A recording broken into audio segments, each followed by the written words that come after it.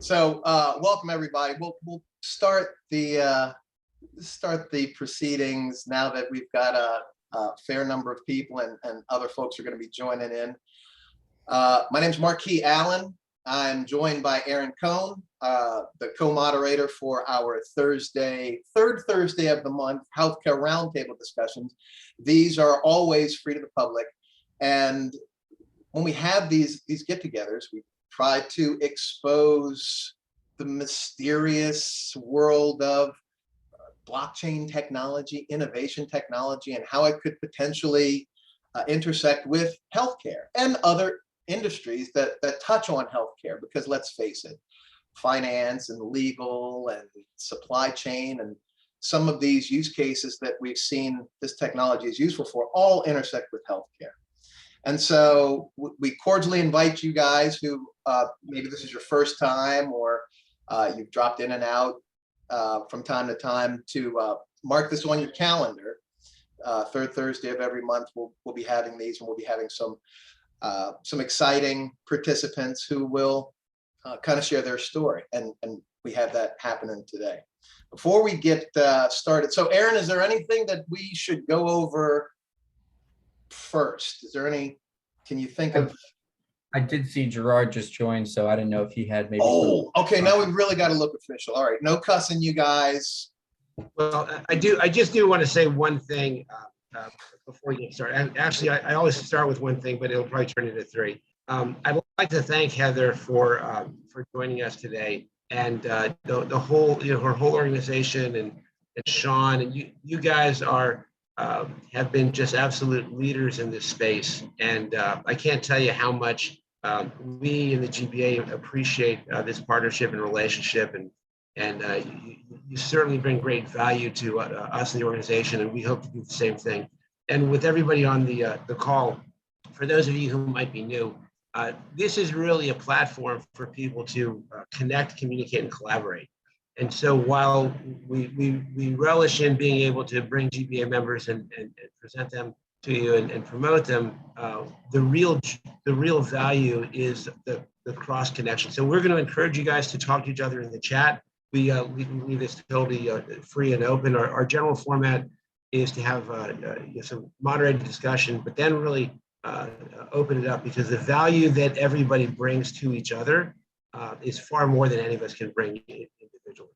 I just want to make one or two just quick announcements. Absolutely.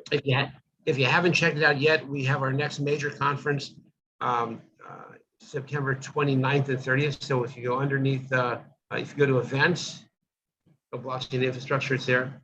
We haven't done the detailed programming yet in terms of the actual schedule, and we're in the process of lining up speakers. But this is really all about selling blockchain solutions to government. So those are some of the topics that we're going to be covering.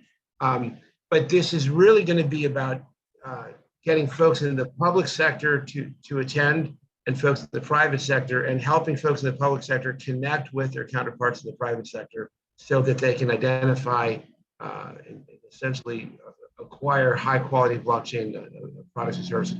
We're also in the process of building and launching a marketplace where GBA members will be able to host their products and services in the marketplace and make that directly available to folks in the government space. And then the last thing I want to share with you is, which I'm super excited about, if you go underneath resources marquee to the blockchain maturity model, the reason I'm a little late for this call is we were wrapping a call there. We have started the first assessment for the blockchain maturity model. For those of you who don't know, governments and enterprises around the world are preparing to acquire blockchain solutions.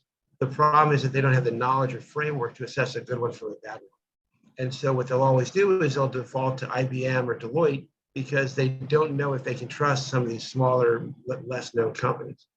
So the blockchain maturity model is an assessment framework. If you scroll down just a little bit, Marquis, we look at blockchain solutions from 11 different perspectives. Just a little bit further, you'll see the bullet list. And those are the perspectives. And we assess the maturity of a blockchain along 5 different levels, right? And you can see the levels there. But the whole issue with these levels is it mature enough to get research and development funding? Is it mature enough to to be used as a proof of concept? Is it mature enough to be rolled out into a production environment, an enterprise environment, a global environment? And then we've built out the domain-specific requirements. So the 11 core requirements are applicable to every blockchain, but each domain has some things that's uniquely applicable to them. So healthcare does. So for example, if you look at identity management, if you're building a financial system, clearly you have to do AML KYC. But if you're building a voting or an election system, you have to have permanent separability between the voter and their vote, or the person and their transaction. If you're doing healthcare, then you need to know what data came from what patient, but you really shouldn't know their name and their address and their phone number, right? So the domain-specific requirements supplement the BMM, and I've asked Marquis to help us to identify what domain-specific requirements are in place. We've briefed the model to the GSA, to each of the category leads. We've talked to people in the House and the Senate about introducing legislation to indicate that this is a resource. We don't in any way want to make it required. It's not mature enough for that. But we've also talked to people in states and counties and people around the world. Our first lead assessor is the CEO of the United Nations pension benefit blockchain. He's actually leading our first blockchain assessment. And we've been working with folks in different international standards organizations. So the first assessment is underway now. We're in the process of training lead assessors. And so you'll be hearing a lot more about this, and we'll be looking to you guys to help us identify what are the criteria that we should use if we're going to assess a blockchain solution in healthcare. What are the things that we should look for to demonstrate that this solution can be trusted compared to a bunch of hype? And everybody and their mother is going to write a white paper and say, I've cured the common cold. Please give us money. This is designed. So it's a major project, and it's involving actually all aspects, all elements of GPA. It's their strategic project. So with that, Marquis, we are going to do Indian food one of these days. Yeah, one of these days. We've got it on the books. And you can pick up the check. With that, right. I dropped the links in the chat for everybody to peruse at their leisure. The link for the Blockchain and Infrastructure Conference coming up, and also the links for the blockchain maturity model that the GBA has been working on. This is a really good opportunity that actually intersects with a project that the Healthcare Working Group has been ideating on and working on for the past year or so. We, speaking of everybody and his mother creating a white paper, I, not including my mother, with members of the Healthcare Working Group, created some guidance around the need for a blockchain ethical design framework for healthcare applications that utilize blockchain. And we postulated that there's a need in other innovation spaces like AI, where ethics is factored in at the outset.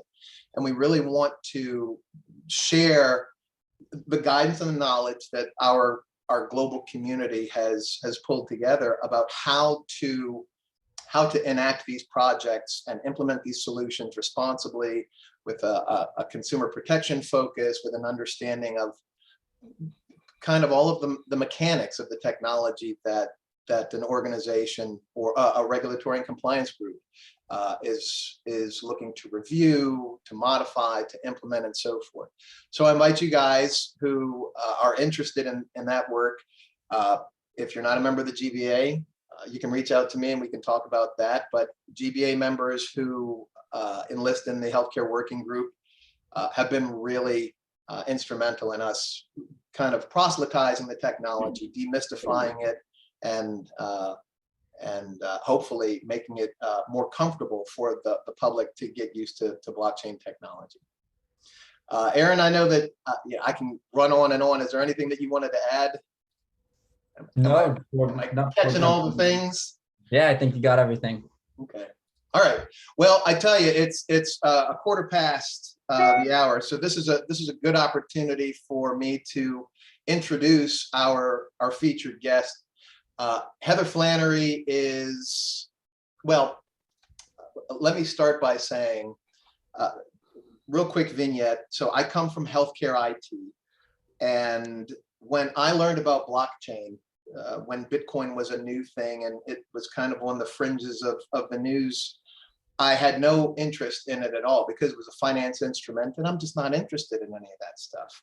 Somebody sent me, somebody in my LinkedIn network sent me a free ticket to an expo in downtown DC talking about blockchain and healthcare technology. I'm going, well, what are they, talking about paying in Bitcoin and that kind of stuff. I went, and the very first person that I saw speak was Heather. At the time, she was working for her company that was called Consensus. And I think, if I remember correctly, they had just kind of split off from Consensus and created their own cohort called Consensus Health. And the concept of using this technology that I didn't understand before to secure, for instance, patient records, and to make transactions transparent. These concepts that Heather was talking about just blew my mind. They opened my eyes, and really it was, Heather, I don't know if I even shared this with you, but it was really instrumental in me getting down and dirty with blockchain technology and seeing what the opportunities are. And so I'm glad to have Heather from Equidium Health here today. Her company, which was Consensus Health, has recently changed their name to Equidium Health.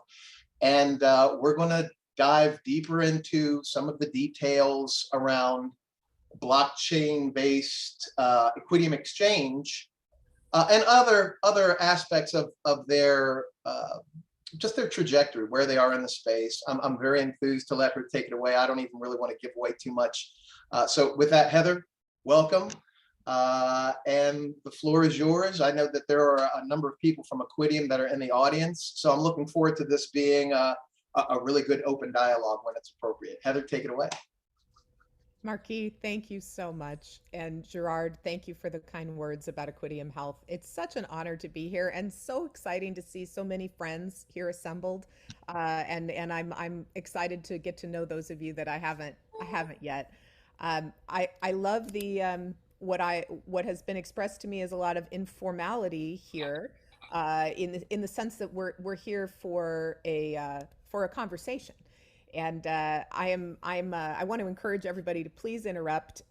But I can't really look at the chat very well. And so I mean, literally, like, verbally just butt in and make yourself known if you want to interject. What I'm excited to do with this particular audience is, I'm planning to unpack more of our vision publicly than I have yet done. In the sense that there are things I'm planning to cover today that are used in closed door settings routinely with our partners and investors and so on. I'm excited to open up the aperture a little bit more about what we're building here at Equidium Health and what we're working toward. And really, that's because I'm hoping to bring collaborators together from our industry, and just like we ask competitors to engage in among pharmaceutical companies and healthcare delivery organizations and payers. I'm hopeful that some of the things that Equidium Health is seeking to build will be very useful for companies that are also our competitors in other areas. I'm excited to see what we can do together, because I have such respect and high regard for the other companies working in this space that I have the pleasure and privilege to know well over many years. And I really believe that the more that we can align our work and our strategy, the more rapidly we can create the health transformation that is so dear to all of our hearts, or we would have picked something much easier on than this. This is not easy. And if we were looking for easy, we could have done many, many, many other things, right? So I saw, Wendy, your applause. Dr. Charles, thank you very, very much. So I'm going to be going deeper in our vision for how we see the combination of blockchain and Web3, decentralized AI, and new privacy tech rolling out or transforming our industry. Our perspective is that we need to create a new data economy, and we have a vision for that. And we want that data economy to be inclusive of many different blockchain ecosystems and application providers who have the capability to provide a new class of data that I'll tell you more about. Um, we think this is part of creating a person-centered, equitable, and learning health system ultimately, and across government, across industry, large and small. This is a vision that is shared by all. So with that, for those of you who aren't familiar with me or the Equidium Health Company, we did rebrand, like Marquis mentioned, and Equidium is a play on words to speak to our positioning statement of health equity and data liquidity powered by Ethereum. We are a commercially independent, venture-backed spinoff from Consensus, which is the leading Ethereum-focused blockchain company. They are our former parent company and still a close partner commercially. We were incubated inside of Consensus starting in the fourth quarter of 2018. I started in the blockchain space a couple years before that in the crazy Wild West days, because now everything's sane and calm and settled, right? Haha. Uh, and then our rebrand was to concur with really beginning to commercialize our offerings. Prior to the beginning of this year, we have been very much in conceptualizing, building, market engagement. We hadn't really been out there selling yet. And now we have an offering, we have an approach in market, and we still have, though, a very ambitious vision that's still ahead, where we're still doing lots of creating, and we want to create at an ecosystem level to the extent we possibly can. We view ourselves as building next generation critical infrastructure for the health of humanity, and blockchain, of course, plays a foundational role in what we mean by critical infrastructure. I think for everyone engaged in this space, even if you work at the application layer and you're building a specific decentralized app for a very particular use case, the infrastructure that would make your use case really go and scale is critical infrastructure, and making that case at a federal level, I think, is part of the success criteria for this industry in general. But we can talk more about that at another time. So I mentioned that we are a spinoff from Consensus, who's the leading Ethereum blockchain company. If you're not particularly familiar, I imagine most people in this audience are. We're really leaning in on Ethereum. A clarification is that does not mean that we won't be supporting cross-chain interop. It doesn't mean that we're trying to create blockchain walled gardens that are just bigger data silos. It's rather that we see a certain momentum and set of capabilities in this evolving infrastructure and protocol that where I believe you have to build somewhere, you have to create somewhere, you have to have a foundation, and that's the choices that we've made. And this all began because of a proposal I made to Joseph Lubin back in the spring of 2018. And here we are today. So I use this term, and you have to derive from context whether I'm talking about the protocol, the mainnet, or the cryptocurrency. Most of the time, I'm talking about the protocol or the mainnet, though there are crypto economic implications to our strategy for sure. Our approach is entirely about creating value for the well-being and health of humanity. So I'm very proud of the partnerships we've built over time. This is we chose to prioritize veterans, United States veterans and their families and caregivers as the first population that we wish to see these new value creating opportunities made manifest. Though we are, of course, we want to bring these solutions to all of humanity. We want to do it in a way that prioritizes vulnerable populations first. So that means a lot of business model innovation having little to do with technology has to happen. Because if you were to just, let's say, use an enterprise business to business software sales kind of business model, where you were going to try to get some kind of digital solution in market with a health system, for example, you would be doing nothing to close the digital divide. You would not be reaching patients that weren't yet receiving care, that didn't have access to care. Layering on to today's business models means doubling down on today's inequities.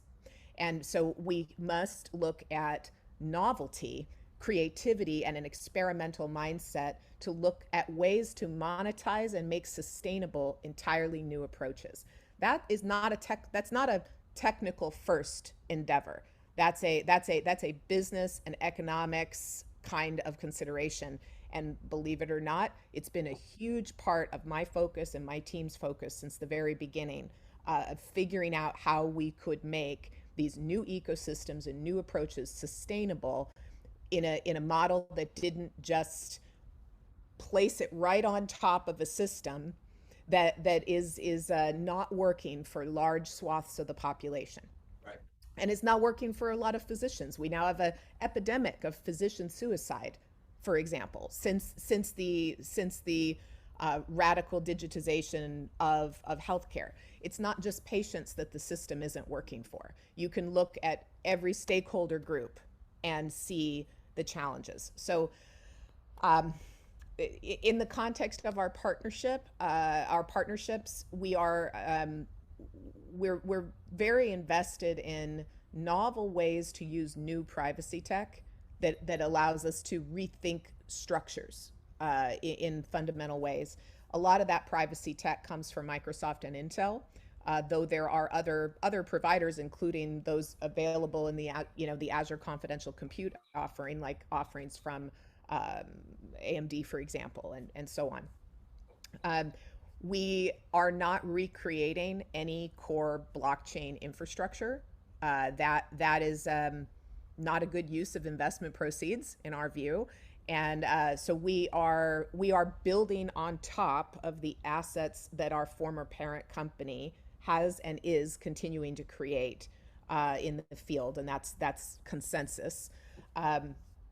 We are and Consensus is now they're now running what was the Azure blockchain service, is now called the Quorum blockchain service, is being run by Consensus. And they have a bunch of other assets, and we are layering above and extending those assets. I am absolutely so inspired and excited by our Nokia partnership.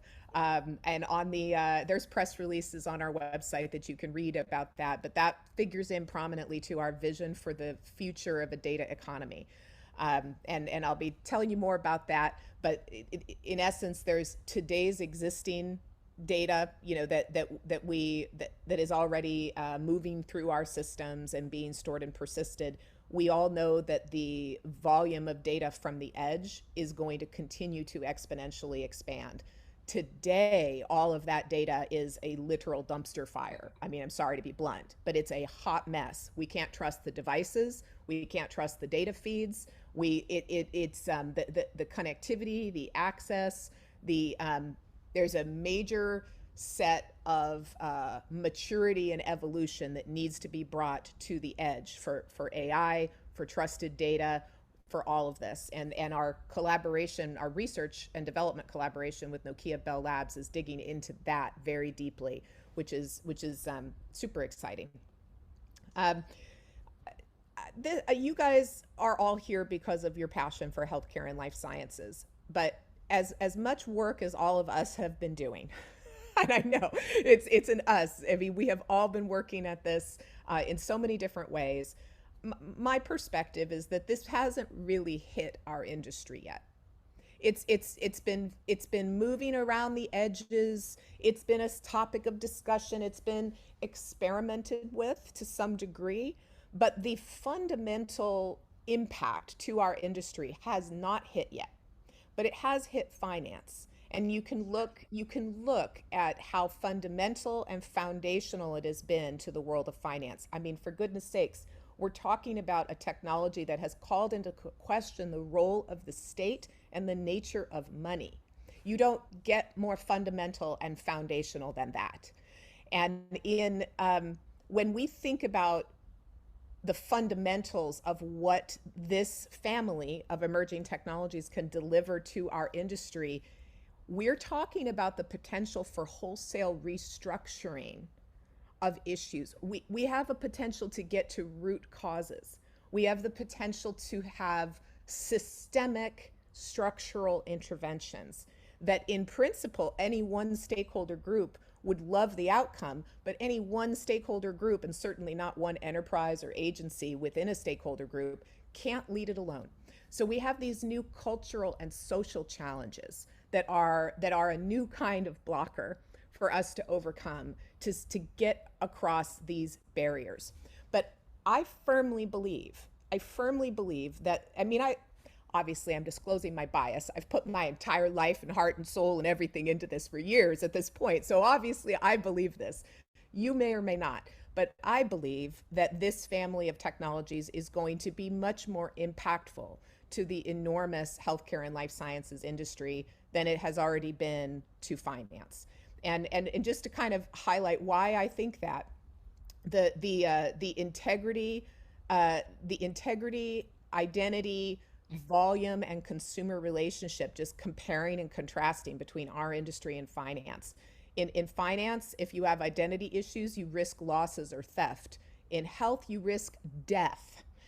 If you have data integrity problems in finance, you risk financial losses. In our industry, you risk death.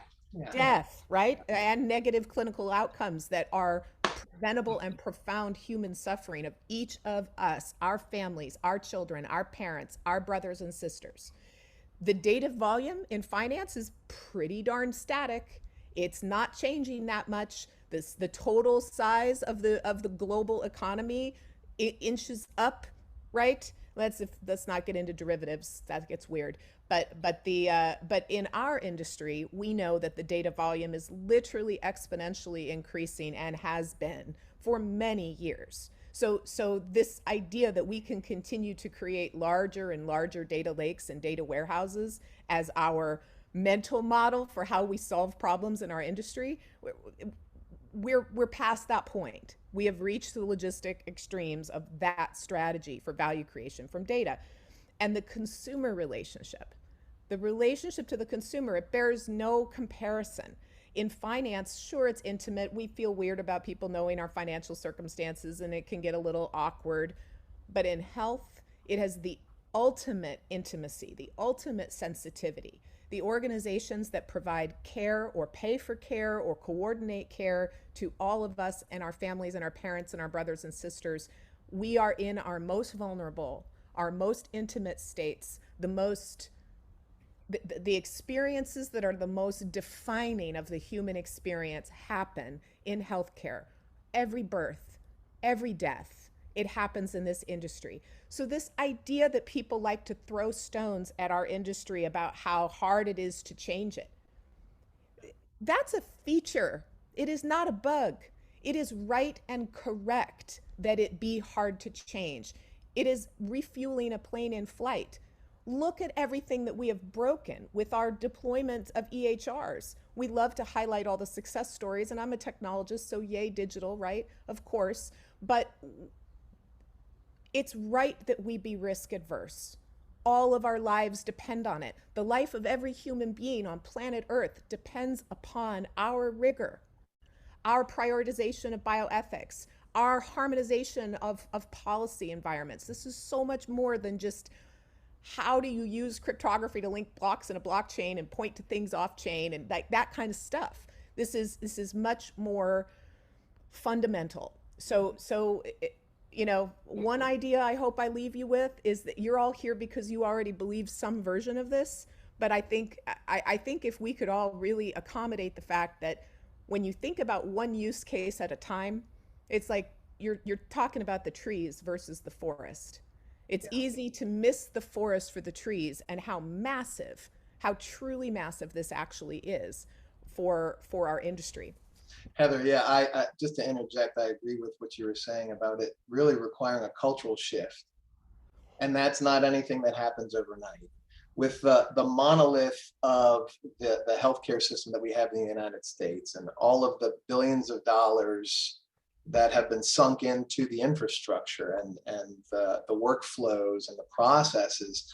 Nobody in healthcare is interested in tearing all that out and replacing it with something else. So having a deliberate conversation and you know, even discussing how this isn't the technology. Dr. Ann had she said something in one of the conversations that we were having, that we're not disrupting, we're enhancing the technology that's out there now, and hoping to add features and functionality that'll benefit its users, its stakeholders. So, and Marquise, I would add to that and say that there is an entire army of cottage industries that are completely entrenched, that are fully invested on the system being as fractured and broken and inefficient, and they do not want to be disrupted at all. And you know, since they're so entrenched and you know, in oftentimes well connected, you know, improvement can be, you know, very easily, you know, displayed, but making it so is very different. Yeah, at the risk of going off on a Marquis. tangent. Yes, who was that? Was that Jorge? Yeah, I mean, what a beautiful conversation, but I don't think anybody on this call would be content with, you know, almost 30% of every encounter in the United States has an administrative component that is not material part of the provision of care. So and this is what the gentleman was just alluding to, that for every dollar encounter that we have in American healthcare system, a good bit of 30% of that is just the administrative cost of doing business. In almost no industry that I'm aware of would you consider that to be a viable, sustainable. And what's behind that is the very infrastructure that we're trying to disrupt, because if we can't make a dent on that level of inefficiency, imagine, you know, it's not innovation for the sake of innovation. Is that for 30% of every encounter, if you have that level of overhead, that means that the next patient, the next encounter, the next surgery is not getting the service, which is in essence what Heather is alluding to. The data and the flow is obviously critical to the provision of the care, but it's all that infrastructure that's basically needs to have to kind of get rewritten, because if we don't try to disrupt and change that inefficiency, then, you know, a lot of us have pretty much wasted our careers. Agree. Yeah. Well, and it's what psychologists call learned helplessness. I mean, they basically feel as though we can't do anything about it, so we just have to you know, soldier on. Yeah, that is a huge topic that I definitely think that we should unpack.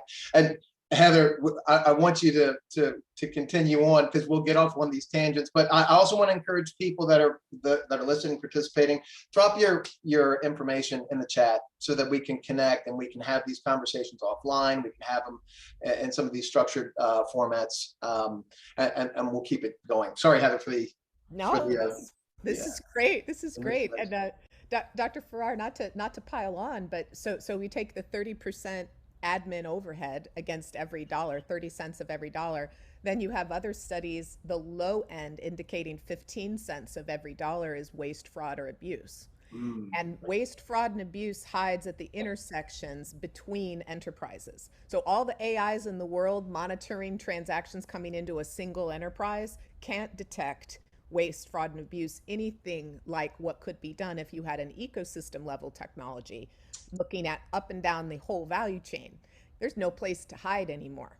Right. We have at this potential, we have the ability to nearly eliminate certainly fraud. And then waste and abuse gets more subjective. That gets into gray areas and human issues, but we can flag waste and abuse risk factors. And you think about just what if we did nothing but that? What if we did nothing but that? And the funny thing is, no matter what use case you might go after in this space, whether you're working lower down the stack like we are at the foundational layer, or you're working at an application layer, no matter what area you go after, an ancillary benefit of your work will be having some way to get at a fraction or a piece of waste, fraud, and abuse. it's I think that's an important lens too. So these 5 pillars: identity, privacy, compliance, bioethics, and cybersecurity. We have healthcare and life sciences specific implications and requirements in all of these areas, and we're each of them is a long discussion in its own right.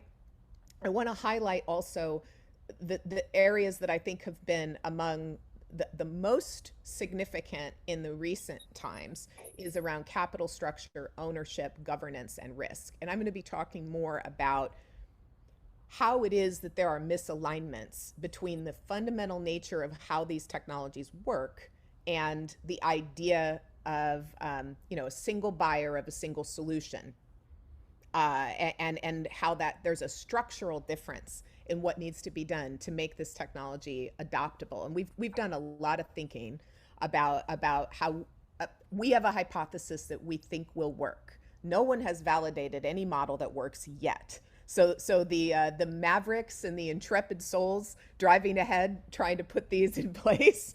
Bravo to all of you, and thanks for your patience with us as we work to iterate what is a model that's going to work at a business level and against all of this matrix of requirements. Yeah, Heather, a comment in the chat was love your question about what if. We should constantly ask that question. I agree. Yeah. Also, everybody continue to drop your information in the chat. There was an invitation to talk about innovation in GovCon to one of the participants. So just wanted to interject. That's all. Carry on. And oh, sorry. Go ahead. No. That's it. I wanted to, on the blockchain maturity model that Gerard was talking about, and the need to say, where do we take this to make it specific to our industry in healthcare and life sciences? These criteria, in digging in underneath each of these for healthcare specific requirements might be a way to begin on that. I'm so excited about that maturity model, by the way. Well done. Bravo. So a little bit more about our point of view, or my point of view and my team's point of view about the way we think about this technology. These are assertions and opinions, to be clear. I know other people have different points of view about what this fundamentally is and how it should be sold or deployed or supported or any of that. My personal opinion is that this technology doesn't really layer onto existing business models very well. If it did, we'd have a much easier time of things, and we'd have been further down the road.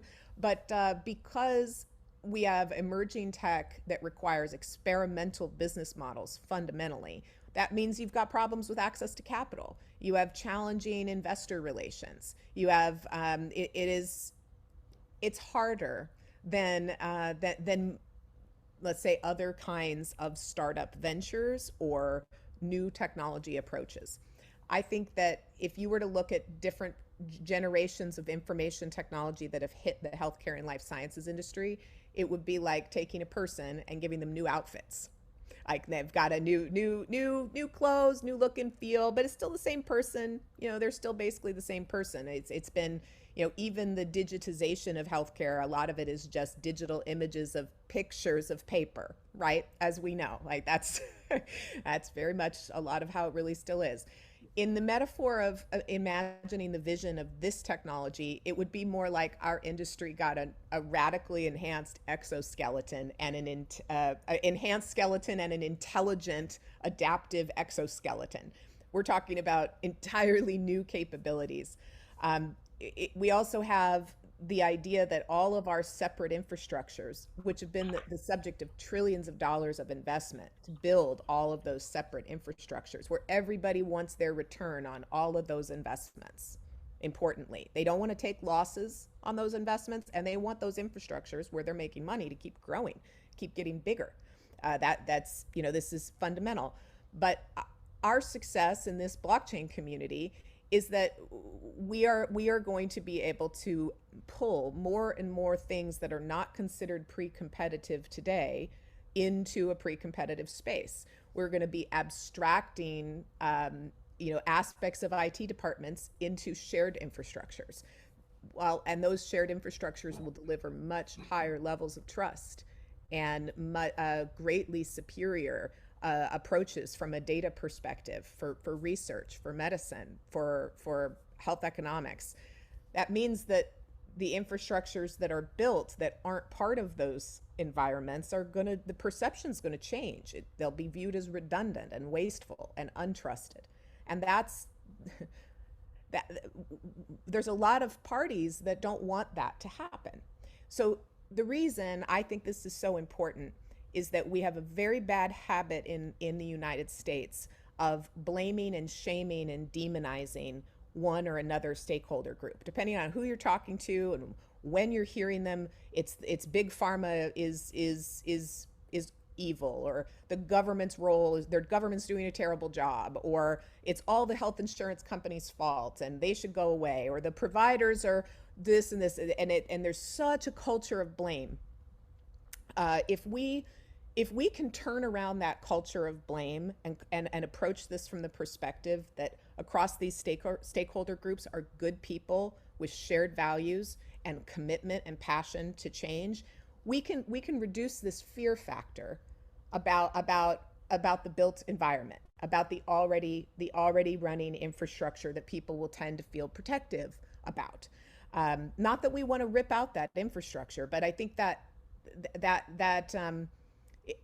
I would suggest that all of us need to move away from a very bad habit of blaming individual stakeholder groups in our industry instead of owning the problem, all of us, and that's part of our approach too.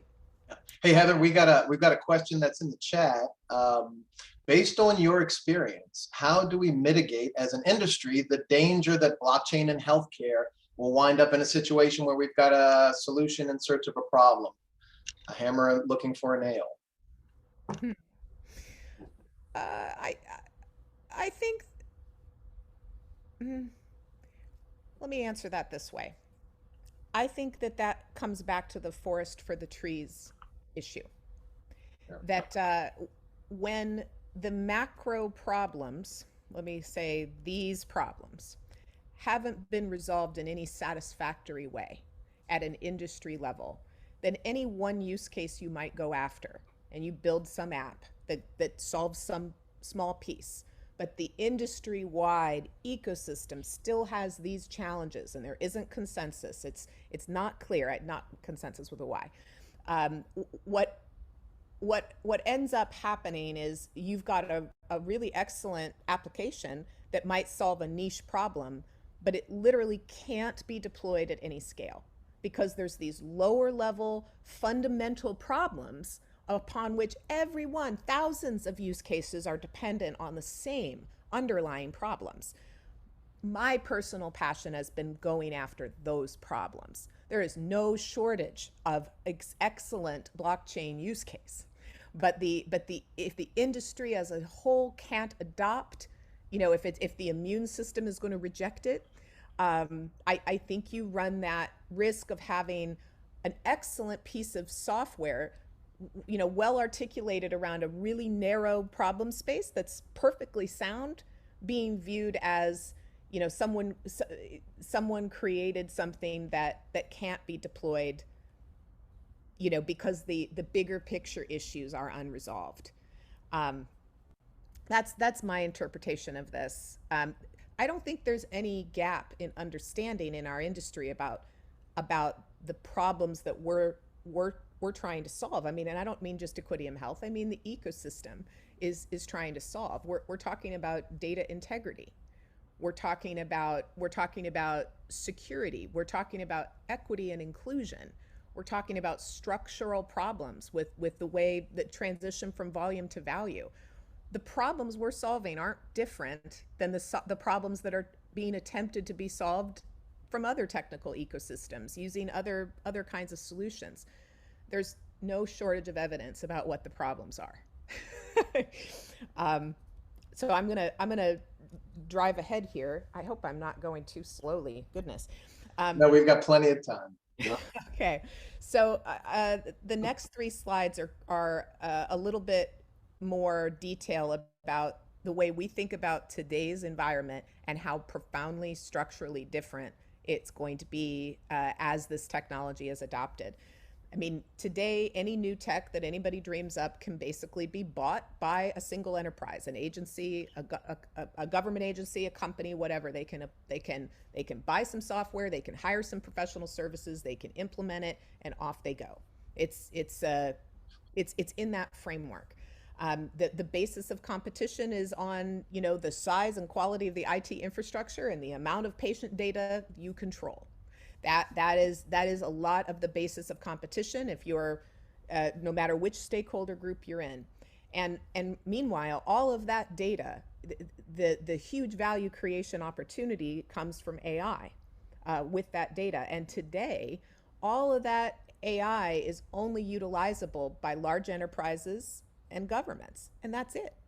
That means the small and mid-market has no access to that technology, and even more importantly, the individual human being, us, you, me, all of us, we can only be influenced by AI, helped. That is it. We are not able to utilize the most powerful technology, arguably, that has ever been created by humanity or likely to be created by humanity for our own aims or goals. It's completely impossible.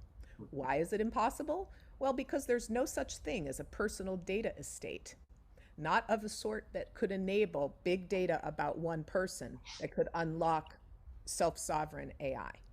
That is at the heart of the future we hope to bring about, that changes that empowerment.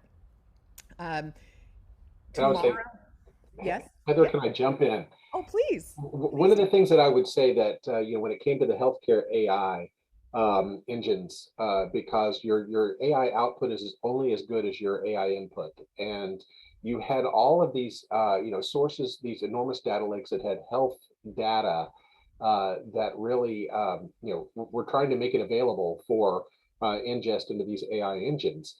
Generally it had to go through a hygiene process, and it had to, so whoever had it was going to have to somewhat give up custody of it.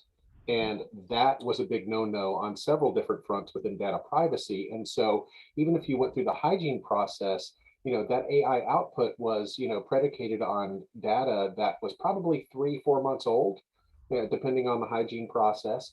And so there was a fundamental problem there. But at the same time, it is how do you effectively market it?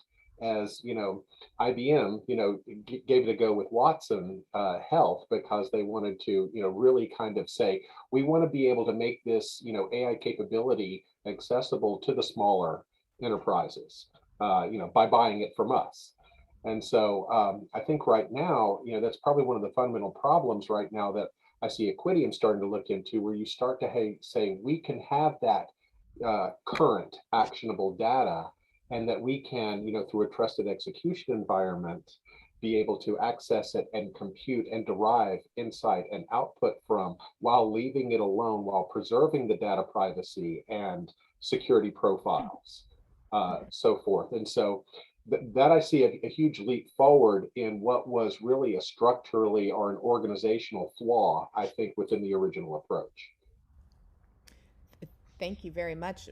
Beautifully said. Can I record that and play it back in other settings? Do you mind? We are recorded. I know. Well, the good thing is this whole thing's being recorded. We can take sound bites all day. You might see yourself on some video clip. No, I wouldn't do that without your permission. But but yes, the bringing the compute to the data instead of the data to the compute is such a necessary first principle that I forgot to mention it. And I'm so glad that you brought that you highlighted that. And it's true of both enterprise data estates and a future state where there are personal data estates. And I'm gonna get to that more, but couldn't agree more. We also have to understand that if we're going to continue to use today's data to train new models, we're going to continue to have the same results that are not generalizable to the target population. We're going to be instantiating the same biases that was existent in the original data that represented a number of different populations. So there's only so much we can do with today's data if our intent is a next generation of much higher quality, clinically validated AI. So part of our vision involves prospective data definition and prospective data capture under entirely new paradigms that can enforce and validate policy for diversity inclusion, fine-grained consents, verifiable identity, every data capture event being persisted on chain so that it is immutable and trusted, on and on.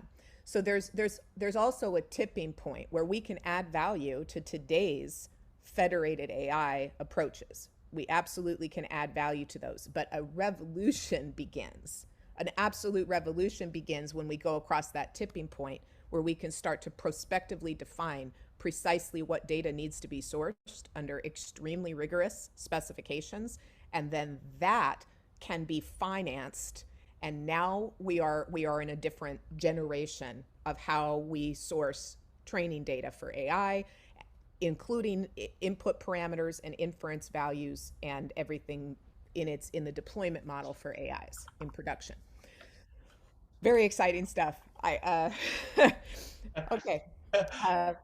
Sorry, I'm going to dig back in. Or Marquis, did you want to make a point? Sorry. Well, actually, no, there are a couple more questions and comments in the chat. We'll just field another one. And I think you started touching on this. Jorge asked, based on your experience, what further research do you think is needed to supplement the ongoing efforts to address challenges of scalability, interoperability, security, privacy, all of the things that are important for us to vet out?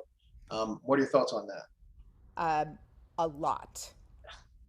Dr. Farrar, yeah, there we go. That's a lot. 2 syllables. Very, very rarely can I answer something with only 2 syllables.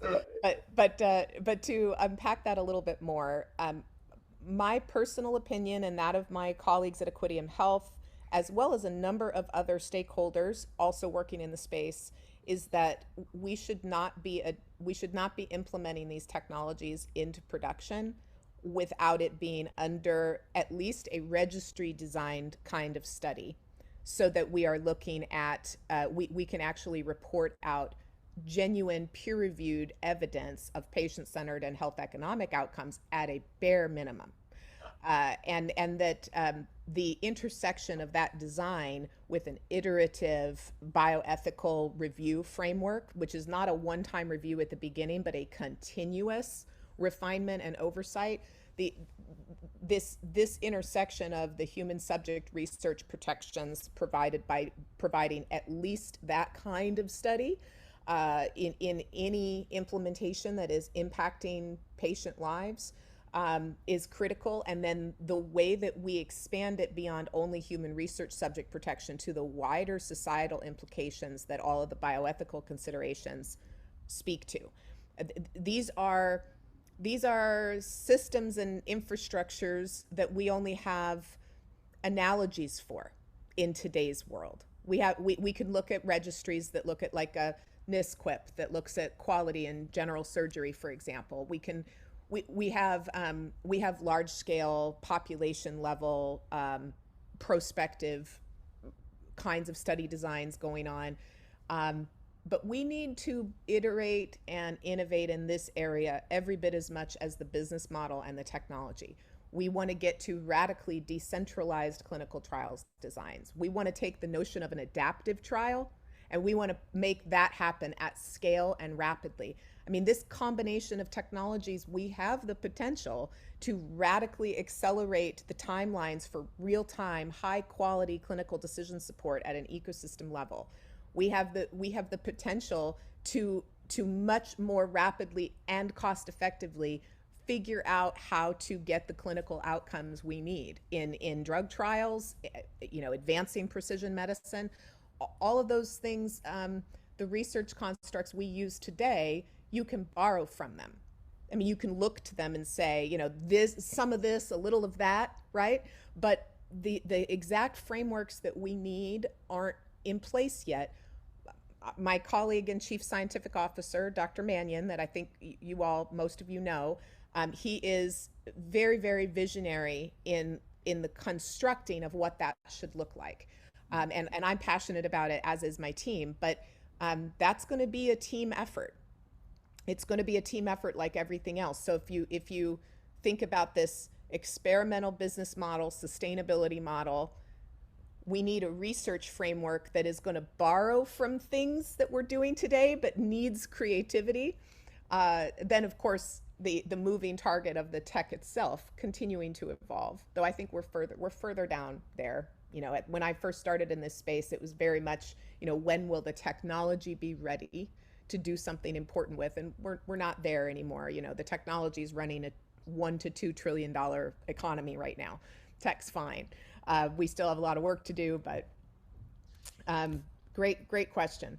Yeah, Stefan Barr, last one, and then I'm going to let you continue. Stefan Barr observed, and I think he hit it right on. He said that it's helpful to understand that this is much more than blockchain, just the technology. It's about, as he put it, ecosystem-wide computational and data integrity that lets us reimagine economic models and societal community. So all the things that you're talking about, it sounds like it's resonating with some of the folks here. But continue. We've got some more questions, and we'll keep it going. Thank you, Stefan. That was a beautiful encapsulation.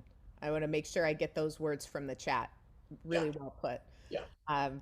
So this, if to realize the potential of this technology, you're going to need new kinds of ventures, new structures. What are those ventures going to do, and what are they going to look like? We do have examples of some of them, and they're early. We've got the Synaptic Health Alliance, the Coalesce Health Alliance, we've got Graphite Health, we've got Avenir Health, we've got the Melody environment, we've got Pharma Ledger.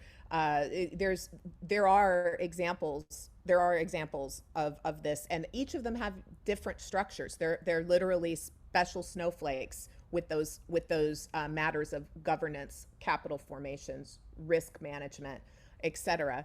But I think it's safe. I hope I've convinced you all that one way or another, whatever they're going to look like, they are going to need new venture types, and they're going to require different kinds of transactions. It's not going to be convenient for everyone in that category. But one way I like to think about this at an enterprise facing way is a simple statement that non-technical folks should be able to understand. And it's that these new infrastructures abstract redundant aspects of enterprise IT infrastructures into shared infrastructures. And so everywhere that you can find redundancies across enterprise IT infrastructures, those are candidates for being mutualized effectively under a model that makes it sustainable and that creates the upside. There is a need for profitability. If you want investors to fund any piece of this, there will have to be upside. So figuring all of that out is core to that. So an idea about how we think of this is that each of these infrastructures is really a new kind of utility. And I mean that literally, like a water treatment plant, like a power grid, like Spectrum. It's a new class of utility, and they're in two broad categories. They're enterprise utilities or industry utilities, or they're person-centered utilities. And the industry utilities and the person-centered utilities, those two must interoperate and interrelate to one another. But this ability to have a person-centered tech stack and person-centered new utilities, that is a way to correct for the power asymmetry between the individual and the very powerful enterprises and governments seeking to serve or sell to or support or influence or what have you, the individual. These new models represent new potentials for representation. Think about something that combines a union with even a political party, or you can imagine these different kinds of constructs that we could borrow from to imbue with real power and legal standing these person-centered new utilities. And those person-centered new utilities can interact with the industry-centered new utilities. And the underpinning of all of that technology is blockchain and the whole family of tech that is deployable with blockchain. Yeah, so on that, I'm sorry, just to interject, another comment in the chat seems along those same lines. Anton Hasselgren had noted that it's challenging to find a sound business model with a decentralized technology that in its essence should redirect value from a large centralized entity to individuals. And he also said correctly that many successful blockchain companies have capitalized on centralizing that which was decentralized. But I think you touched on it. If we approach it from the perspective of the end user, you talked about the data on the edge, the consumers, the me and you. My 82-year-old mom, today's her birthday. Happy birthday to my mom. Shout out to mom. But having their journey, their challenges in navigating through healthcare with their data in mind is a way to come up with an appropriate business model. What do you say to that? I agree, and that is what we have been working on at Equidium Health, and we think we have constructed such a business model that creates the win-win-win-win-win across all the stakeholder groups and has an approach for sustainability. We need to experiment with it. We're going to have to actually get it live and run it and iterate on it. So I don't want to overstate and say we've solved that, but I'm hopeful.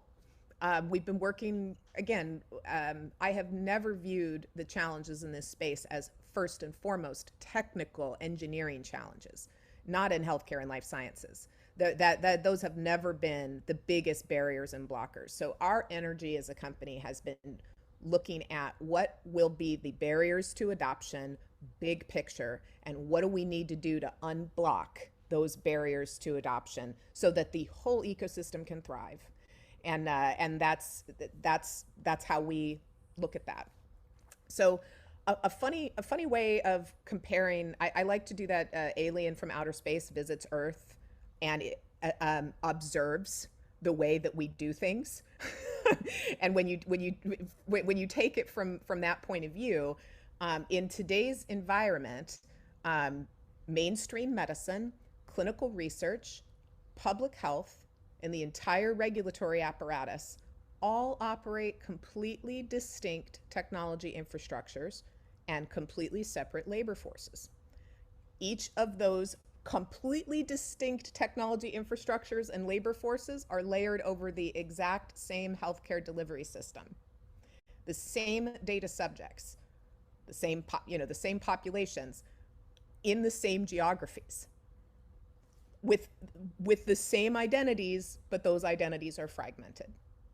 If that doesn't sound like a crazy story, if you were an alien from outer space, how interesting that they decided to do 4 entirely separate, enormous apparatuses with 4 separate labor forces to achieve these aims, but on the same people, the same hospitals and doctors, the same, et cetera. It gets a little funny when you think about it that way. So then, because you have these 4 distinct apparatuses, what you have to do is hire armies of data scientists. Each one has to hire armies of data scientists to strive to figure out how to make sense of the data coming across those stakeholder groups that has been often de-identified, shuffled, scrambled, transformed, normalized, retransformed, re-identified, de-identified again, right? In the comically ridiculous data pathways that we have in our industry. And so we hire all these data scientists to keep banging away on that data to try to make sense of it. That's our world today. And that's without even talking about the fact that there's so much that's still on paper or happening in EDI transactions. And so in the future, this massive redundancy, like a redundancy of a galactic scale, is really no longer necessary. It's due to trust and identity problems that our family of technologies can resolve. The only reason the regulator has to have a completely separate apparatus from the regulated is because there are trust issues. You can't trust other people's analysis. You can't trust other people's data. Dr. Mannion likes to say scientists are more likely to share toothbrushes than they are their data. So this idea is that there is this massive redundancy. And in that massive redundancy, hiding in all that complexity, is all that waste, fraud, and abuse, and profound inequities, and major unresolved problems that we hypothesize can be resolved. So one other view of Alien from Outer Space looks at today's world. Today, our data is in this data economy. It's mostly still locked in these silos. It's an illiquid asset without any valuation on enterprise value balance sheets. So if you look at financial statements, you look at a balance sheet, you'll see the value of a brand, for example. Like the most valuable asset in Coca-Cola's balance sheet is the Coca-Cola brand. So there's no problem with putting a value on abstract ideas on a balance sheet. But we all know that data as an asset class underpins most of the value of at least 2 of the 5 largest companies in the world. But it is not carved out as an independent asset class because so far, just yet at the moment, though there's work in progress by us and many collaborators, you can't value that asset. And there's no distinct economy for data as a fully financialized asset class. And that ends up being the key, the central key to how we believe we can create a sustainable business model that hits all the requirements of every stakeholder group. Data is de-identified because at least 2 generations of technology ago, when you de-identified data, it protected the privacy of the data subject. Anybody remember, Cambridge Analytica? Oh yeah. Oh yeah.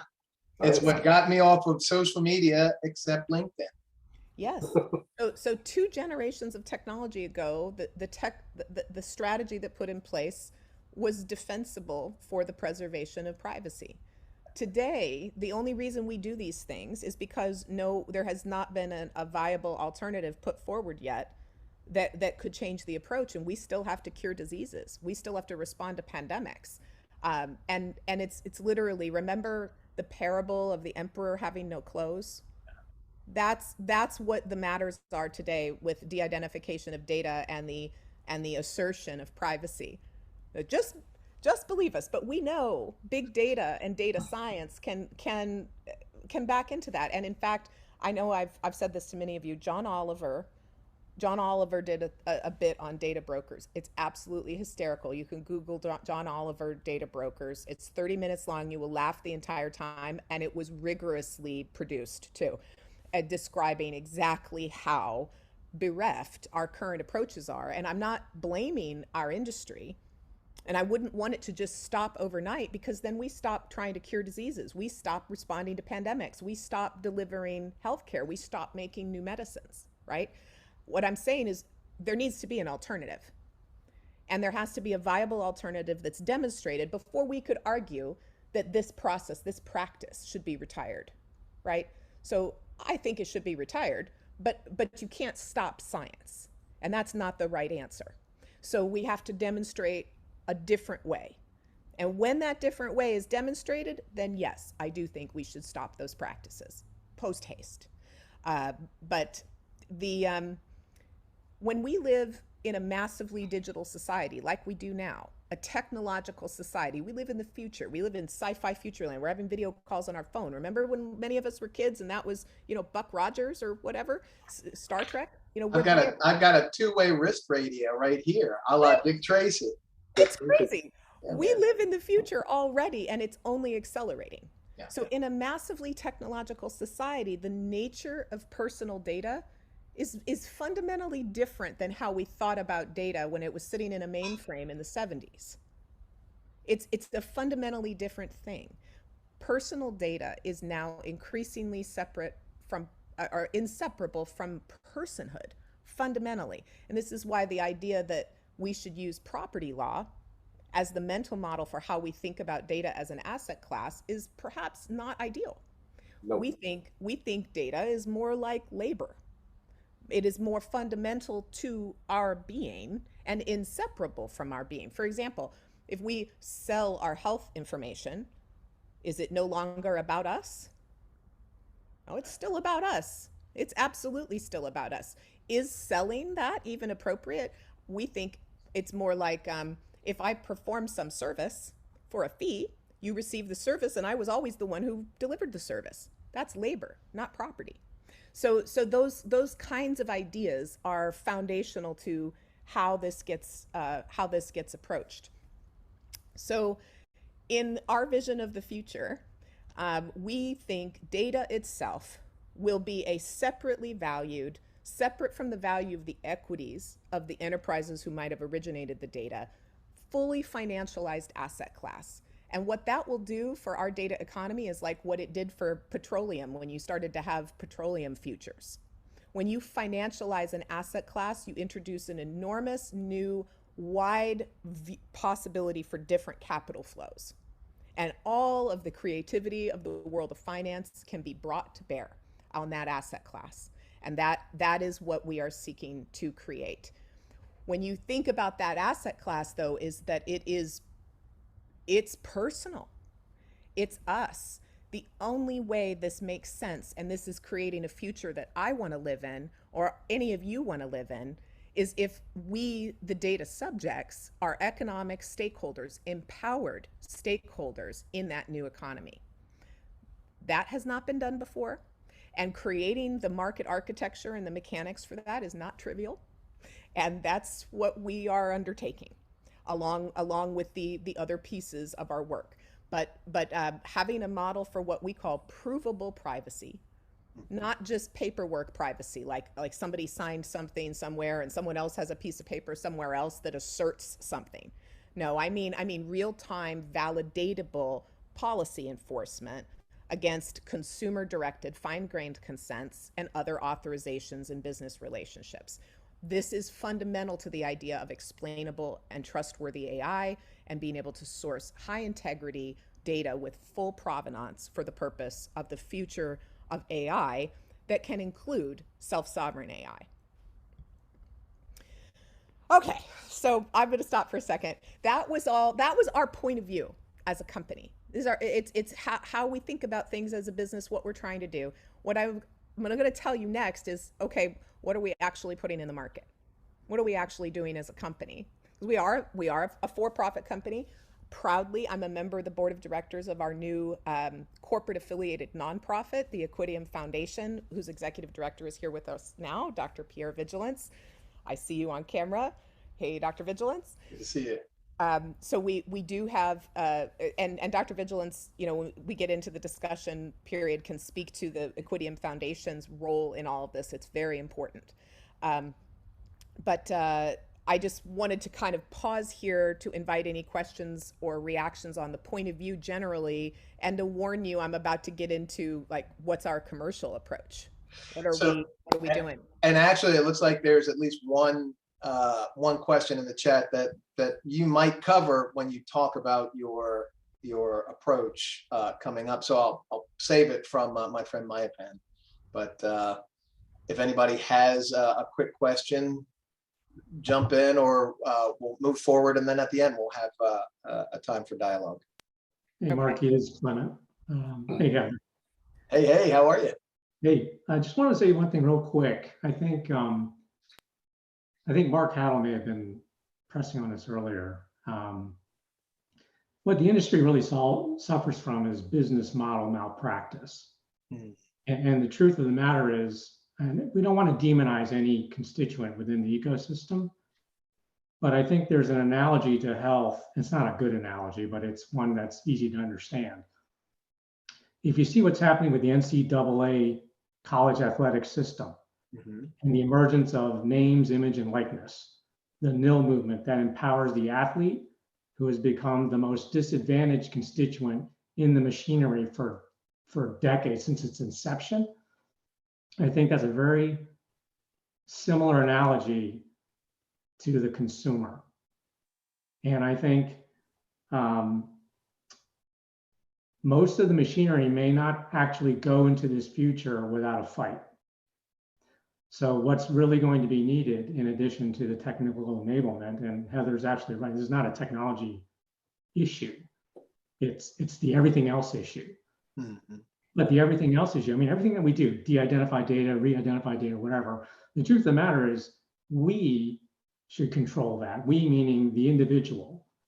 And I think if we have a nil sort of moment in the healthcare industry and what Heather's pointing to and what the tech enablement, what that's going to be, it's going to essentially be a disruptive business model that's going to actually, you know, kind of be like a small little wave reaching the beach that slowly gets the entire landmass of the existing machinery underwater. I mean, in a metaphorical sense, to give birth to a new thing. So anyway, I just want to get that thought on the table. Yeah, I agree with you. And our friend Daniel Urad, how you doing, Dan? He just posted in the comments that much like name, image, and likeness that you were just talking about, Clement, in NCAA and entertainment and sports and all, genomic data should be protected. Some of these aspects of an individual's, I don't know, their data output, what they produce as a human in the data world. Daniel said that genomic data and other things, I'm thinking, should be protected as biological personal property because it identifies an individual as a unique human instance. And so I remember in the early days when I was in healthcare IT and I was doing implementations for EMRs, and we were just trying to get physicians and patients to be able to connect with each other. And the question of ownership of data around the outcomes was hotly contested. When a physician creates a document and they've spent 10, 15 or more years in learning their craft and learning the diagnosis and learning the procedures, and they use their intellect to describe the episode and their plan of care and the outcome, do they own the data? Does the person who comes in to have their vestigial tail removed in a special surgery, is it their data? And on and on. And so identifying what we as consumers, as the everyman, should expect to be ours, to lay claim to legally and sovereignly, is something that we're going to have to hash out and give guidance to the rest of the population. As Heather had said a couple times, this is still green pasture, blue skies. Nobody's really figured it out. Well, and you also have a starting point to whereas, how do I want to get started if I want to set up my own self-sovereignty within my health data? Where is it? I mean, right now it's on a Cerner or an Epic platform somewhere. A lot of it's probably in a banker's box in an Iron Mountain warehouse somewhere. How can I access that? How can I, assemble it, curate it, and then basically get it in some way that I can then make it actionable, in a self-sovereign capacity. Plus, at the same time, would I want to say I get this component of my health data from someone that has it on an Epic system? Can I invoke my right to be forgotten, saying, I have it now, get rid of it. I don't want it on yours anymore. And that's going to have an impact when you start having this aggregated, anonymous population level health data that people need for that, AI ingest and stuff. And so you have so many philosophical, ideological, legal, ethical, minefield that you have to actually, put through. The idea is great. The what and the why, is awesome. It's the how that is the, really getting really sticky wicket.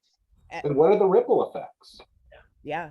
And can we get ahead? Can we do a better job preventing unintended consequences than we did with the last round of the digitization of healthcare?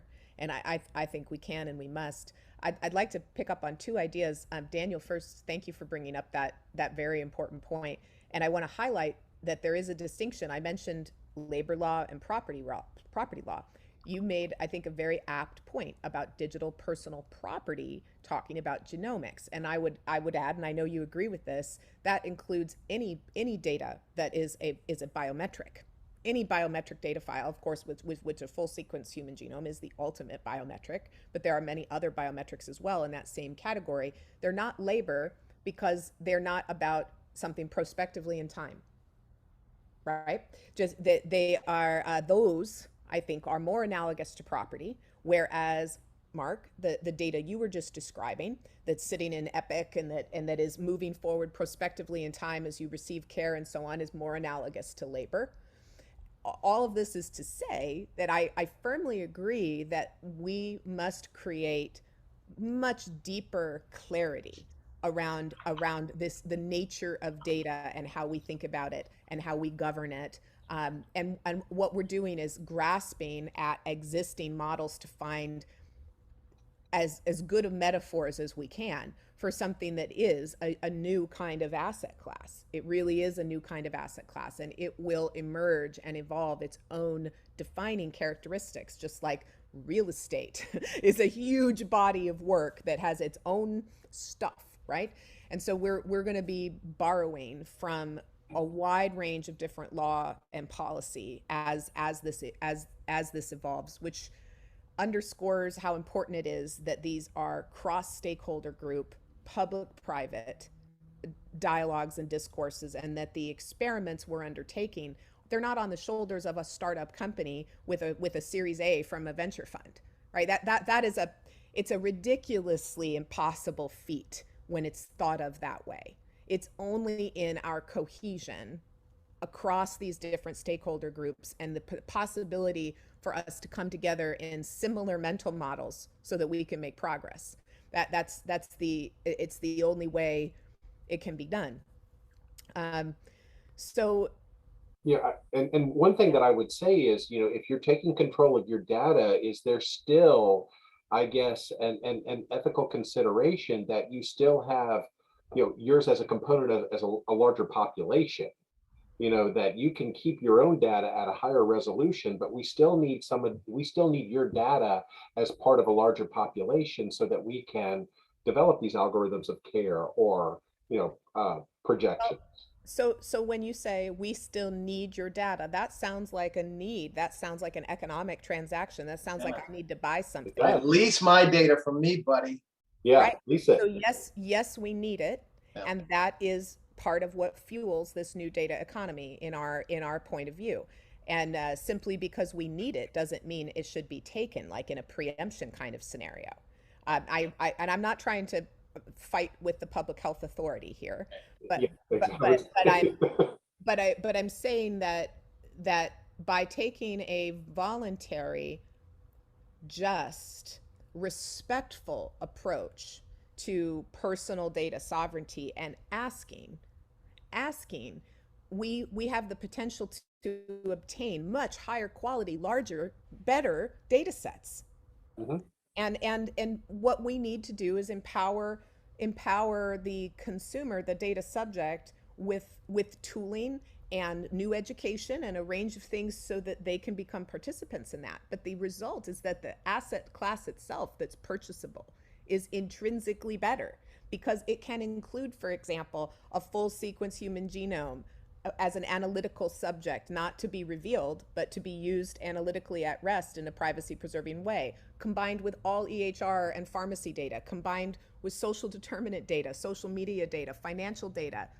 I mean, it's an absolute treasure trove analytically that would be available for AI and public health purposes under this model if we but ask and we treat the data subjects with respect and dignity instead of diminishing them. Oh, they'll never understand this. This is too hard, et cetera, et cetera. Lots and lots of people never knew that there was a way to get around other than a car, a cab, a bus, a plane, or a helicopter. And then there was Uber. And it didn't take the whole world long to figure out how to download an app and hail a ride and get from place to place, including people in poverty who have become dependent on that as a sole mode of transportation. So we need to not be disrespectful and diminishing of the populations we seek to serve. And I think one thing I do recognize is a real a tendency across stakeholder groups in our industry to look at vulnerable and disadvantaged populations and to assign an incapability. Like it's over before the game has even begun. And that's part of the work of our Equidium Foundation, is to drive that health literacy, financial literacy, technical literacy that would enable that participation, that just and fair participation in this new data economy. Outstanding. Okay. Yeah, I want to be mindful of the time, and I wanted you to have the opportunity to share the rest of your approach, because I'm busting to ask this question that's in the chat that you might even cover. So, Okay, I'm all not looking at the chat, because if I do, yeah, get I know it's guys all at the same good. time, I'll get all scrambled up. Yeah, So no, I got you. thank you for your patience. So I'm going to go faster through these portions, and we're going to do a flyover here, because otherwise I could talk for the next 5 hours about all this stuff and drive you guys crazy. So we have today an enterprise offering that has just started being sold. It's sold through a distribution channel that we've arranged with Microsoft for enterprises to be able to have infrastructural components that allow them to be participants in what we call data integrity and learning networks. That's our term for a next generation blockchain infrastructure that includes blockchain, but is definitely wider, deeper, and much more about federated compute and all of the identity and consent and policy enforcement underpinnings of that. And our direct-to-consumer offering and our financial services offering, which is a financial exchange for data as an asset class, are coming live at the same time. They're going live together because they have interdependencies as soon as possible. So you see early 2023, what I'll tell you all is it's very hard. It's complicated, and it will take as long as it takes. And we're going as fast as we can. But the key is that the enterprise offering, the direct-to-consumer offering, and the exchange are all interlocking in enablers of this ultimate vision. And the technical platform that we've been building over the last several years, we call that elevated compute. That is a convergence of blockchain and privacy tech and enablement of what we call federated first data architectures with provable privacy. In the direct-to-consumer offering, which I'll tell you more about, this is exactly what you just described, Mark. What does the consumer needs to be provided with a technical apparatus that's much bigger and deeper and more than the previous attempts at personal health records, for example, have been. It's essentially a governance model and an infrastructure model and an economic model, an identity model, all of those things bundled into one in order to govern your personal data estate for your own purposes and aims, which includes being able to activate that personal data estate with self-sovereign AI. It includes being able to use that personal data estate to enliven your digital twin, including engaging that digital twin in simulations that can be life-saving and huge cost-saving advancements down the development of new medications, for example, new care pathways, new protocols, you name it. So the name of our digital twin front end that's enlivened by the personal data estate is the epitome.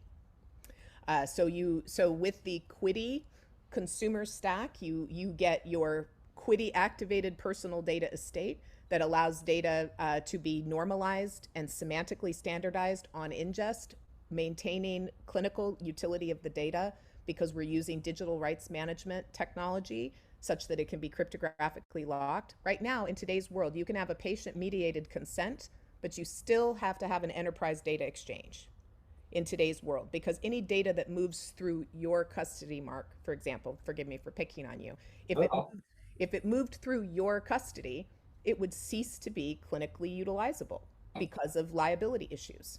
The reason we have enterprise point-to-point, why do we still have 16, 18 billion faxes being sent a year?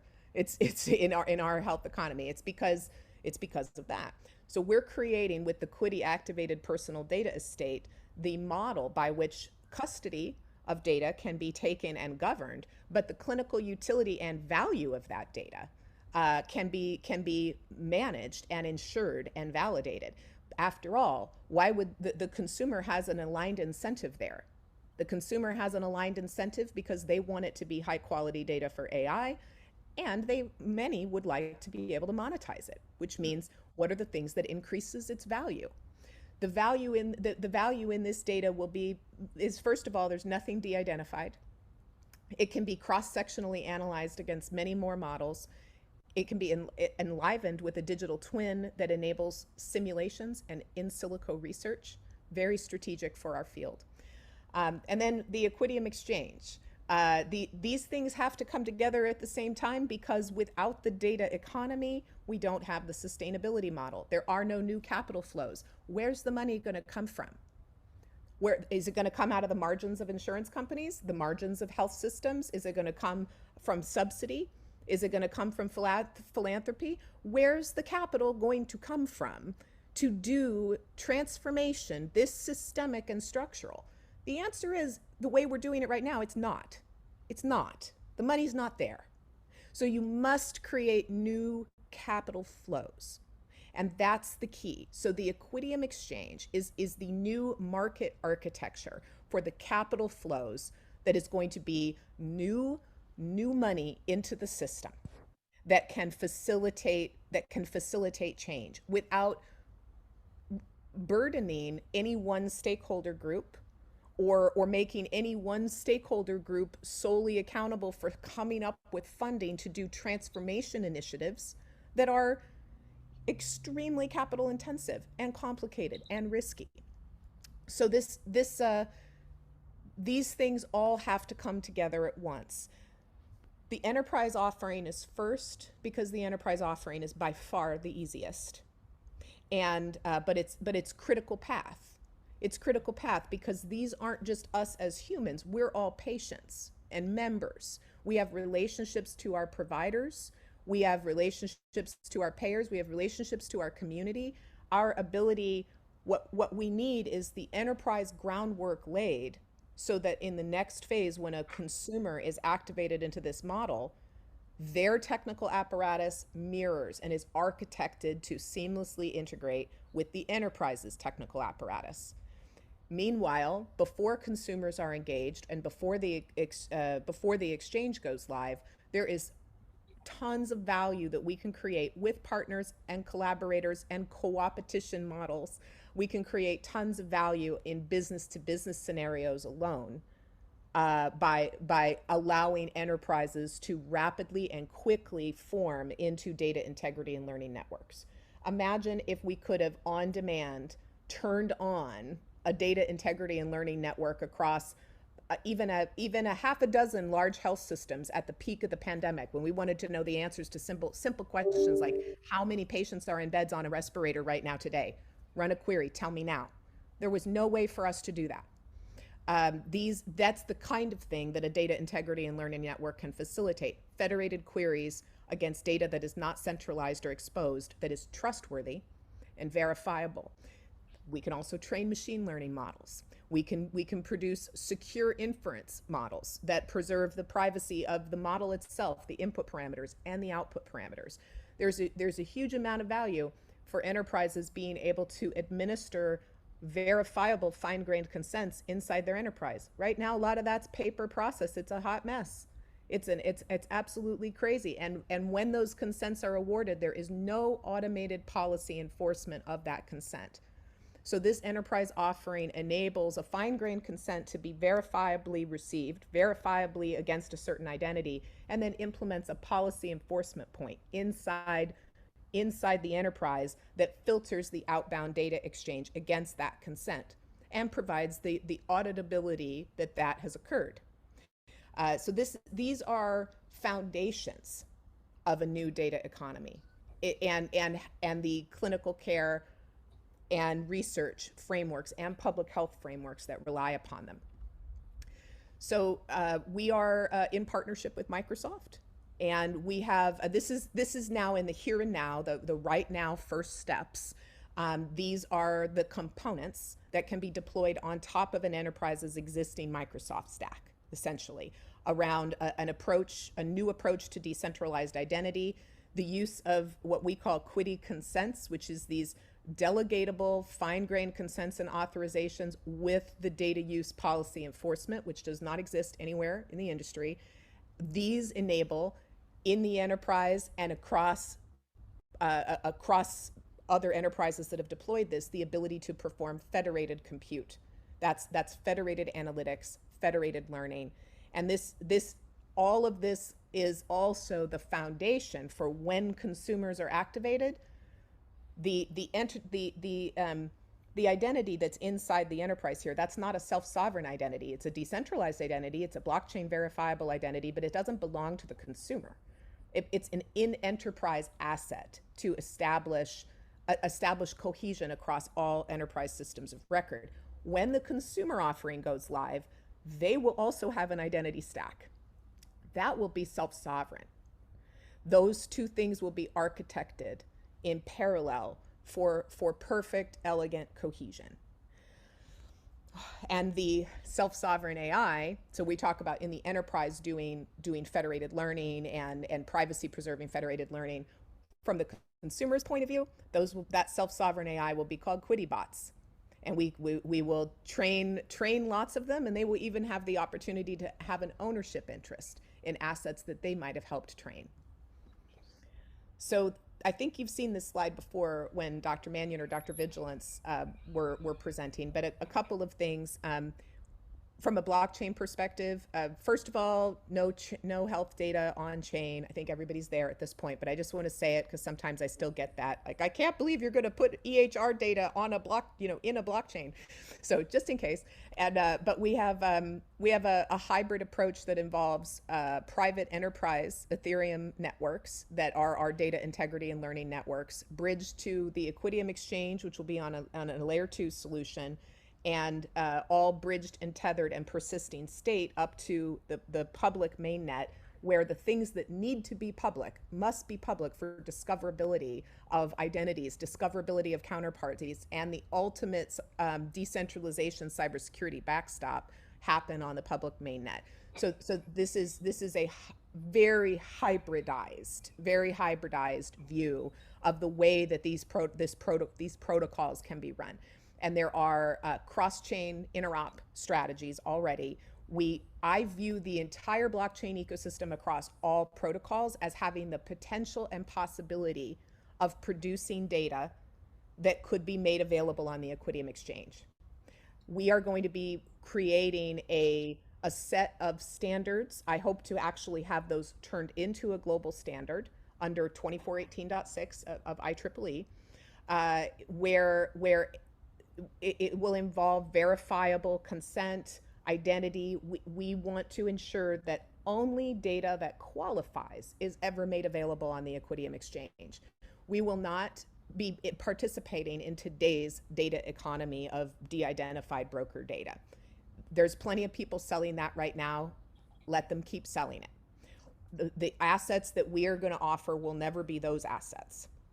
And they will, whether we sourced them, like from a Quiddy consumer or from one of our data integrity learning networks or one of our co-opetition partners sourced them, if they conform to a standard, what I'm hoping to do is remove the incentive for a whole bunch of these different financial exchanges to spring up. We would do better as an industry with one exchange, and my job is to make sure that there's a strong enough win in participation, like bring your asset to this exchange, rather than saying I need to build my own exchange. So that's part of the business strategy we're hoping to. I already covered this, but I do want to mention Dr. Greer, who is, we've created the Equidium Foundation under fiscal sponsorship with Dr. Greer's nonprofit called the Greer Institute. And this point of view about personal data being inseparable from personhood is at the heart of this approach and kind of a first principle. So, oh my goodness. Okay, going fast. I don't think I need to spend a lot of time here. I think we've already woven in all the ways that the data economy of today is broken. Just to give you a sense of how this will work together, there's the Equidium Exchange and the Equidium Foundation. The Equidium Exchange will be facilitating all buy-side transactions of data procurements. And data procurements can be a procurement of source data, a procurement of a compute result or analytical finding. It can also be a prospective compute result or a prospective source data feed. And one of the core innovations that we have is a model to create, just like futures in commodities, data futures. Data futures will require that the Equidium Exchange have a set of CFTC regulated licensures. That will not be there at the beginning, but we will be able to take what is kind of like on the way to futures, a financial instrument called forwards. So we will be offering for the first time the ability to prospectively procure data that doesn't yet exist, just like you can buy futures for assets and commodities that don't exist. And in that, you can specify down to extraordinary detail every characteristic of exactly what you need. That means no waste. It means you get only exactly what you pay for, with everything having full cryptographic verification. The buy side of the Equidium Exchange is pharma and any research sponsor who needs to source research data. It's any data scientist who's needing to source data pipeline to train AIs. It's public health. It's anybody who today is buying largely de-identified data, largely low quality data to do very, very important work that has to happen, that I'm not demonizing. But we believe that this is a better way, and we have to bring it about. And we're building the Equidium Exchange with our partners, especially Nokia and Nokia Bell Labs. And the foundation, so the foundation plays a role in this economy too. And that's that we need data purchases. Like if you're buying my data, my personal data, Heather Flannery's data, maybe I want to be paid. Maybe I'd rather make a tax-deductible donation in the same amount. It doesn't change the fact you still have to price the transaction, you have to price the asset. But do I want to make a tax-deductible donation, or do I want to be remunerated? It depends, and it's my decision. And right now, if data is an asset class and it's highly valuable, there is no reason today that there are huge donations made and there is no tax deduction, where every other asset class that has been clearly established. So that's an important piece of this whole picture, because altruism is a huge and appropriate motivator for all kinds of human behavior.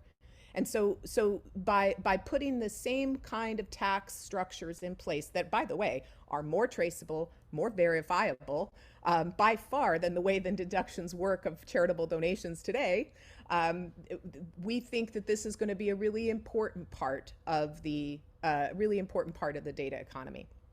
And just a little bit more on what will motivate consumers, people like you and me, to share data or to allow their data to be used analytically in rest with a full privacy preserving parameter. Something I want to get away from everybody thinking about sharing data.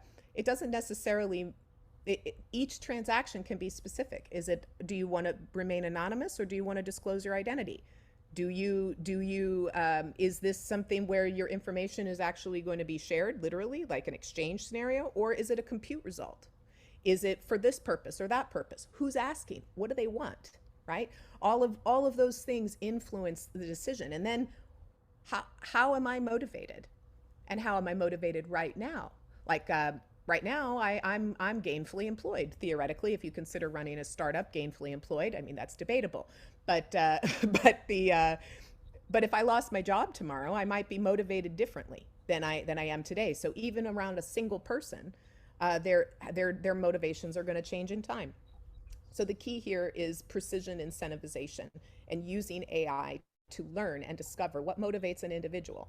And driving between personal goal attainment, like help me lose weight or sleep better or be a better mother, or whatever my goal is, to pay me because I need the money, or pay me because I think that's just and right, that if anyone's making money on my data, it should at least include me. All of those motivations play out, but we believe that when you get at or near poverty levels, economic participation is probably going to be elevated in this list of motivators. And so if we are solving for vulnerable populations first, then we need to ensure economic participation, dignity, equity is built into that from the foundation for segments of the population where small amounts of money can really make a difference. When you think about globally, low and middle income countries across the world, and the how difficult it is to administer clinical research in those populations, you know, it's not just the US that we're talking about here. So this data economy and this economic participation could be life-changing, literally life-changing for swaths of the population that today don't have access to clean water, for example. So we have to remember to scale our thinking to which populations are we talking about. So Heather, if I can interject that one question that I was enthused with sharing with you, it goes along some of the points that you were talking about. This solution that you've mapped out is meant to benefit especially vulnerable populations. You're espousing the utility of data as an asset class, which has not been considered, you know, up to this point. And so we, the consumer, have been gypped out of, you know, all of the money that we could conceivably recoup about our own information. But Mayapan asked a question kind of around the cost of ownership from the consumer perspective, just to distill kind of what he was saying. He asked something about transaction fees, which is something that I think everybody that's in the blockchain ideation space kind of they think about, because every transaction is instantiated at some cost, Right. especially when you're talking about populations that are, as you said, they're more vulnerable economically. Do you have a feel of what the cost of ownership is? Are the transaction fees going to be manageable? Have you thought through this with the implementation? Well, we've thought through it, yes, and there's just layers of detail in the answer to that question. I mean, just layers and layers. The one thing I will say is that we believe that Quity's revenue model is really about data monetization, and that the Quity consumer is a participant in any monetization. No monetization happens where they didn't participate economically in either a donation or a remuneration, priced at the same level regardless. So the transaction fees, you have to look at the whole ecosystem of where are all the fees coming from. What we've tried to do to boil it down and simplify how we've approached it, it's like load balancing the fees across all the stakeholder groups except for the consumer. Yeah.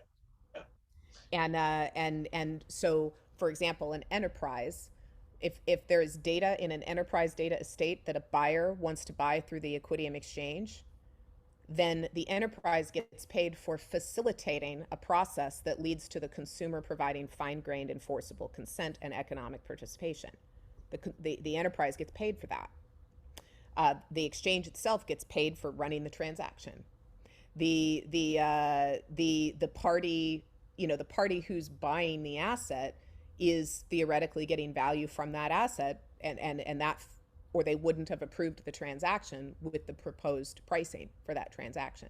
So I hope that covers it a little bit, but rent seeking is definitely a challenge. Like we look at that, there's a lot of like Coinbase right now is being raked over the coals in the press right at this moment. Like it's just brutal. So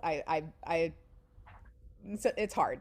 The centralized, who's supposed to be making money here, to whom is value accruing? Right. Where is power accruing as well? Not just economic wealth, but power, dignity, right. Agency, right? Arguably, potentially even more important a question than the money. We're trying now. This is not a simple thing, and I don't want to suggest, because I say we've thought it through. A lot of it is just iterating and iterating and iterating on these questions to get more and more refined. Every iteration discloses new layers of detail that have to be thought through and worked out, which is why, why it's not been fast and easy to bring to life. Right.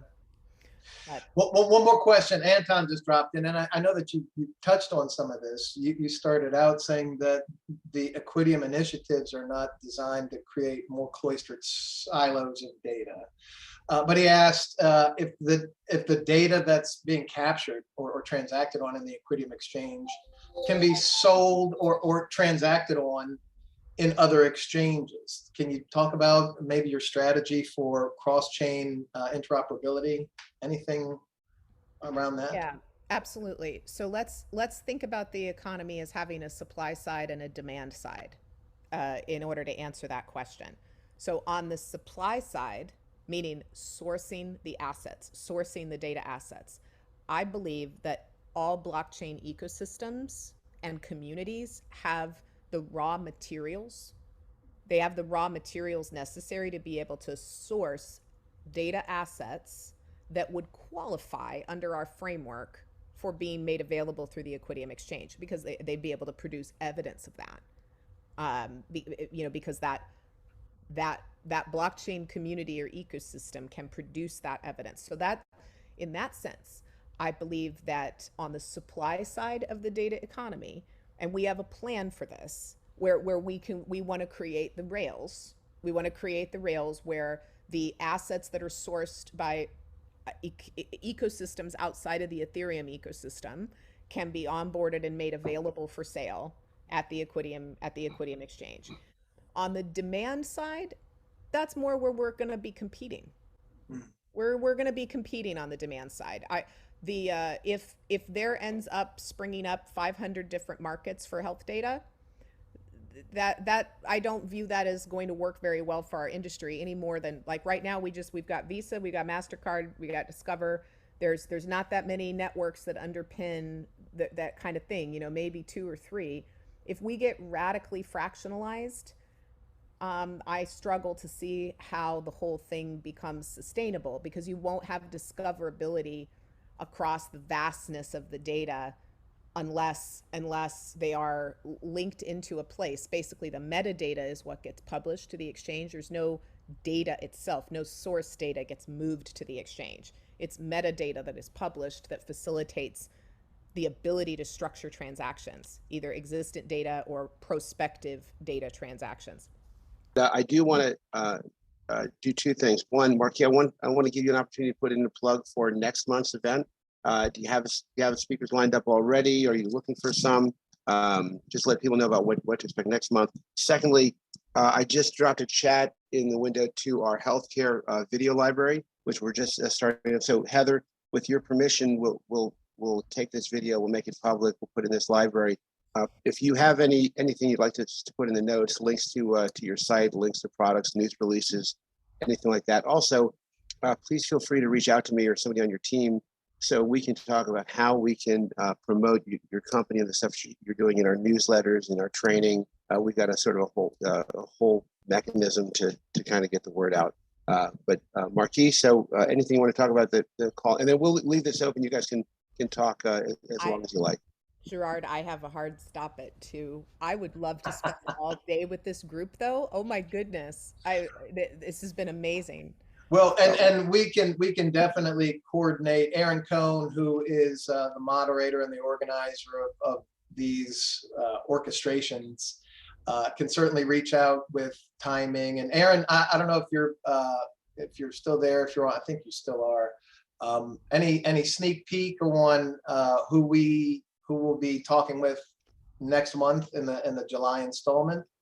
We have a few interested. We have not yet booked anyone to speak, so I will update you and Gerard once we have someone confirmed for next month. So if anybody wants to speak at this event or any of our other events, what I would ask them to do is go to the GBA website. Under events, you'll see a link that says volunteer to speak.